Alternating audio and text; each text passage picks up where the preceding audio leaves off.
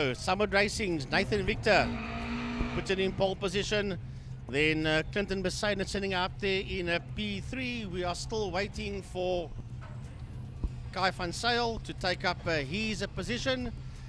Then we've got Dylan Jabeur, and then in pole position in Class B is Angry Racing Jetta 2 of Tate Bishop. Zaki Hendricks is out there as well. Then we've got the number 14 of Mohammed Kalpe. That is in there as well. We've got the 69 of Brett van der Schyf. And then we've also got the 81 of Mark Thompson. Then Faisal Jacobs is in pole position in Class B. And right there with him, we've got the number 30, and that is Matthew Rowe. That's the front row of Class C. And in there as well is Ramiz Boltman. He sits there third in that class. And right there with him, we've got Razi Harris that is on his outside. That's just a few of the Class C drivers. Well, it's going to be some great stuff. And as the field lines up, there is no Kai van Zyl. So the man that would be on second pole, he's not up there. So we're down to 4 Class A cars for race number 1, Alert Engine Parts GTI Challenge. Yeah, it will be an 8-lap race for their first race of the day. 17 of them out there in all. Well, -1 because we haven't got Van Zyl out there. True that. My maths is a little bit out this morning. But yes, we have a little bit of movement at the back of the field over there. There were some doors open, checking underneath the car from the fire crew.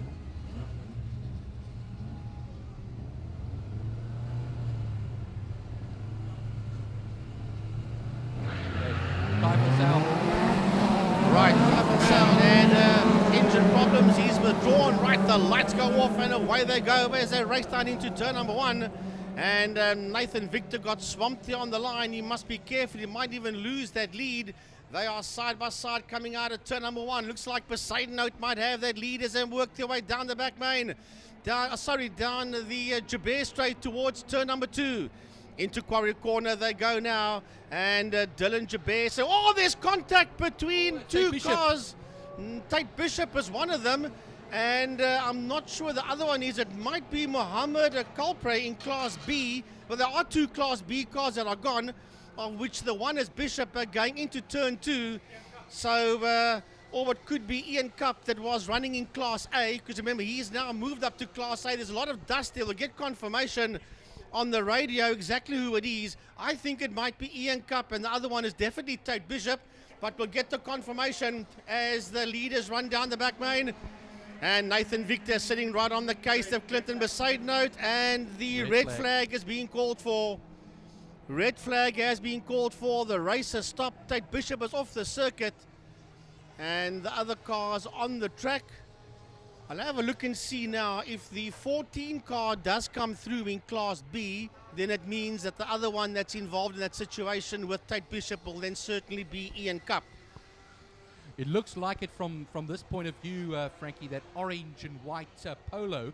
And obviously it is the Jetta of Tate Bishop that was effectively T-boned over there, actually out of the race. And the marshals and cleanup crews are on the scene at turn 2. Here comes the leading front pack of the field.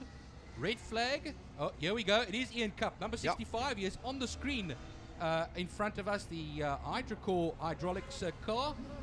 And there we go. There's a lot of fluid all over the front section of that car. So definitely the radiator has been punctured over here.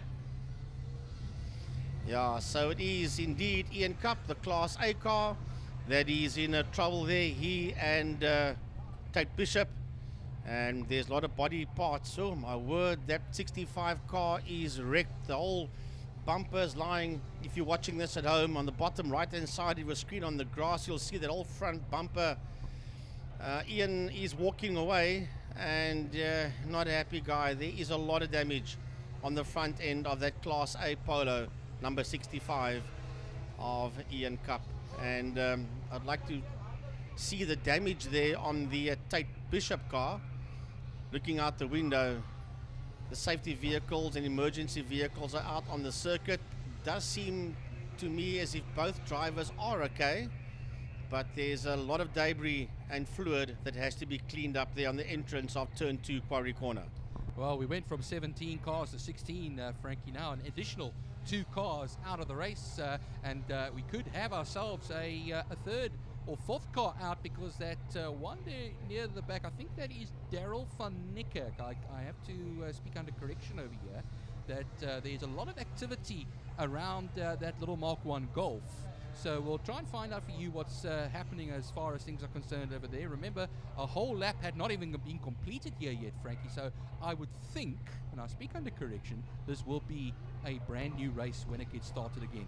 Yeah, there's definitely going to be another car that's pulling out. So we're going to lose another motor car. So we've lost 3 cars and 1 didn't start the race. So it's 4 cars effectively that is completely out of this one. They line up to start this 6-lapper.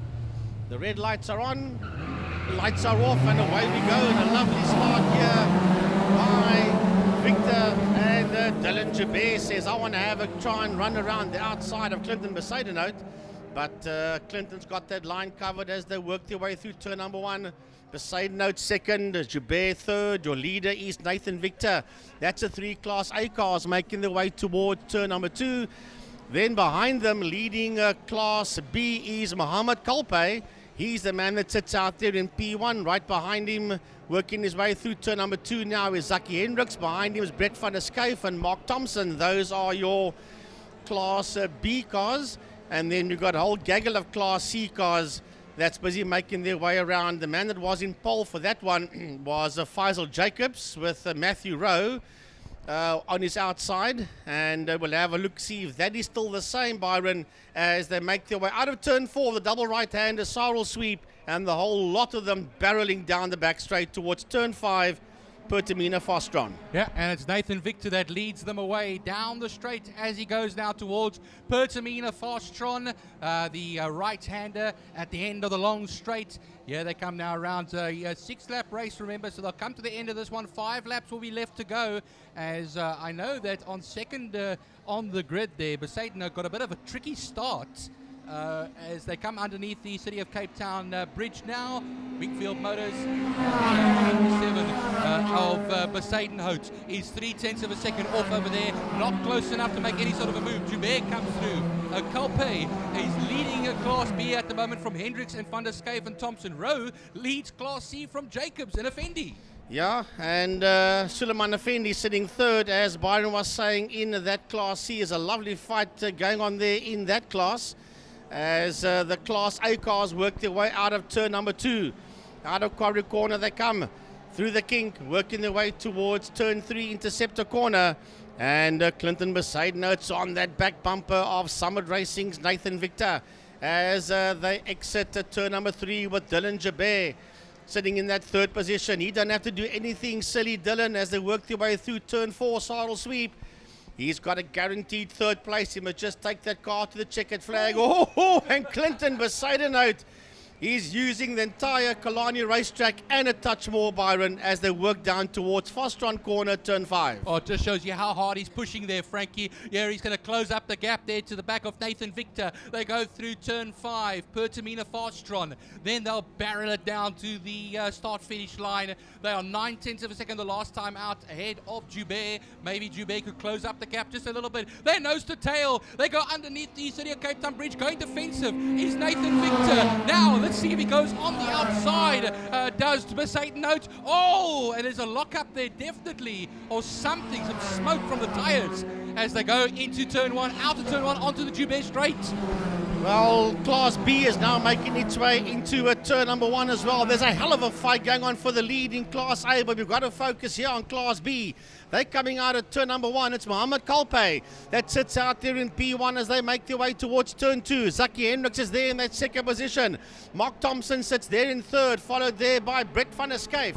As they head down into turn number 2 in Class C, it is Matthew Rowe from Faisal Jacobs, Nur Abbas, Suleiman Effendi, Razik Harris, and then the 18 car is in there of Ramiz Boltman. But let's go back to Class A as they work their way, Byron, out of turn 4, out of Sarwell Sweep. Oh, let's see how hard they're pushing now. The dust is flying up from both of them here now. It is Nathan Victor that leads the way. It was 900ths of a second between the two of them the last time around. Besaidnout was 0.8 of a second faster on the last lap. He is a 1:25.787 on the last lap. Yeah, they go into turn 5. Pertamina Fastron. There looks to be a little bit more daylight between the two of them. Maybe a response from Nathan Victor. They'll run it down to the line now. It will be 3 laps left to go in this race, Frankie.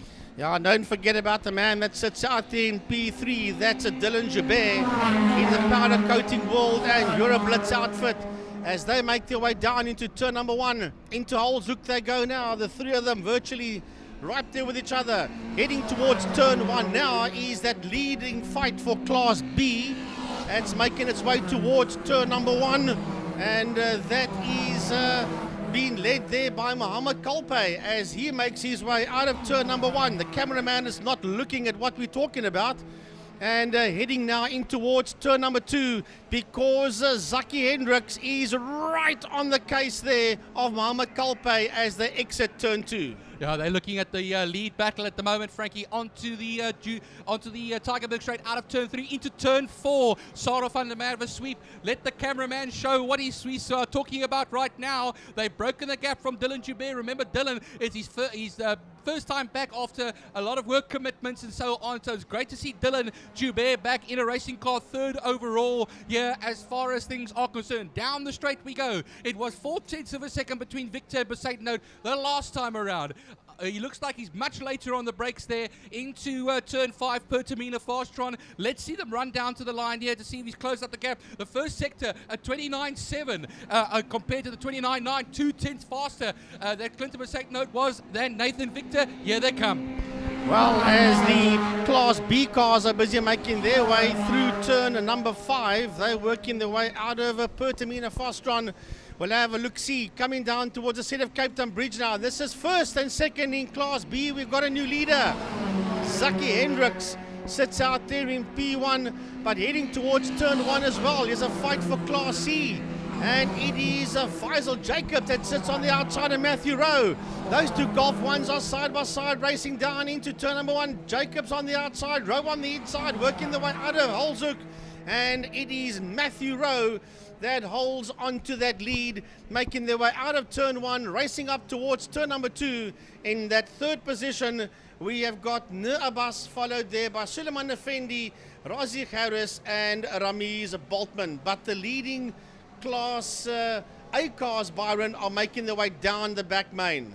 Yeah, it looks like he closes up Besaidnout, of course, to Victor in the twistier sections of the circuit. Down the straight, I think Victor has just got the measure of him. Let's see them as they go under, braking into turn 5. Pertamina Fastron looking behind them. 3.1 seconds further back is Dylan Joubert, remember, back after a long time seeing to work commitments. Now, they come to the line, and there will be only one more lap left to go, remember. Yeah, they are. They almost become like one car when you look at them front on. Now, down the straight we go. It is 1/10 of a second between the two of them. He goes offline onto the outside. It's going to be a lockup, and it is going to be on the outside. Do they touch? I think they do, but it looks like the corner advantage for the next one, Frankie, is going to be Besaidnout for turn 2. Oh, when Clinton Besaidnout gets his nose up front, this is the last lap. You're going to have to stay with this fight as they run down into turn number 2. And on the final lap coming out of turn number 1, we've got a new leader. Besaidnout gets bumped there by Nathan Victor.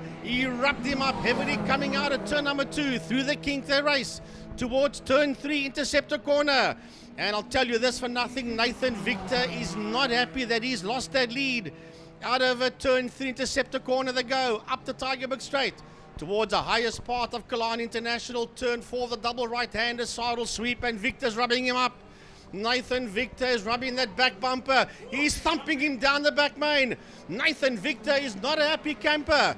We have to stick with this. They are side by side down there, and Nathan's making his intentions known that he does not like the fact that he's lost the lead, but he's lost it to the National Polar Cup champion of 2022, Clinton Besaidnout, as they make their way out of turn 5. Out of Fostron corner towards the set of Cape Town Bridge. The checkered flag is out. Will it be Clinton? Will it be Nathan? They're right there with each other. It's Clinton Besaidenout that comes home in P1. Nathan Victor second. And third across the line is Dylan Jabir. Byron Class B is heading out of turn 5, Fostron. Oh, but it's nose to tail there too, Frankie. Zaki Hendricks, Kalpe, and Spinner turn 5 I hear as well now. So let's see them as they come towards the line now. It looks like it's going to be the number 7, Zaki Hendricks. And Mohammed Kalpe will come through. Mark Thompson should come there in the Polo Classic across the line. And here comes a little bit of a ding-dong battle between Brett Scaife and Matthew Rowe. It will be Matthew Rowe ahead of Faisal Jacobs. Yeah, it's not Van Scaife, it's Jacobs and Rowe. They are side by side across the line. They will finish first and second in that order. And it will be Rowe, 500ths of a second. He gets his nose ahead there of Jacobs. Van Scaife was the last Class B car. In between that lot, third was Nurbis, fourth Suleiman Effendi, fifth was Razi Harris, and followed there by Ramiz Boltman. Wow, brilliant, brilliant stuff. We only had 13 cars eventually out to 17. But quality, quality, quality racing by quality race drivers and race cars. Well done. Alert Engine Parts VW GTI Challenge.